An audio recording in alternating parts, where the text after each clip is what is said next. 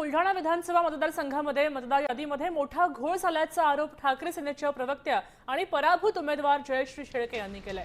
बुलढाण्यामध्ये पत्रकार परिषदेमध्ये बोलताना त्यांनी सांगितलंय की या मतदारसंघामध्ये 5291 मतदार मयत आहेत, 5400 दुबार मतदार नोंदवले गेलेले आहेत। त्याचबरोबर सागवान गावामध्ये एका घरामध्ये विविध जाती धर्माचे 126 लोक राहत आहेत, अशी विचित्र नोंद सापडली आहे। आता या घोळ्यामुळे महायुतीचे उमेदवार विजयी झाल्याचा आरोप त्यांनी केलेला आहे। स्थानिक स्वराज्य संस्थांच्या निवडणुकांपूर्वी या याद्या तातडीने दुरुस्त करा अशी मागणी त्यांनी केली आहे।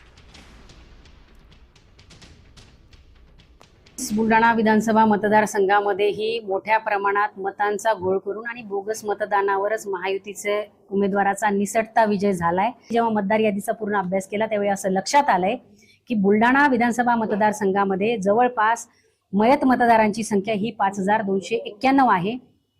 337 बूथ आहेत आणि 5291 मयत मतदार आहेत। या 22 बुलढाणा विधानसभा मतदारसंघामध्ये जवळपास 7400 मतदार हे दुबार आहेत। दुबार म्हणजे 2 वेळा नावं या मतदारांची आलेली आहेत। देश विदेशातील प्रत्येक घडामोडींचे लाईव्ह अपडेट मिळवण्यासाठी आता साम टीव्हीच्या सर्व सोशल मीडिया प्लॅटफॉर्मला लाईक, फॉलो आणि सबस्क्राईब करा। तसंच सर्व नोटिफिकेशनसाठी बेल आयकॉन प्रेस करायला विसरू नका।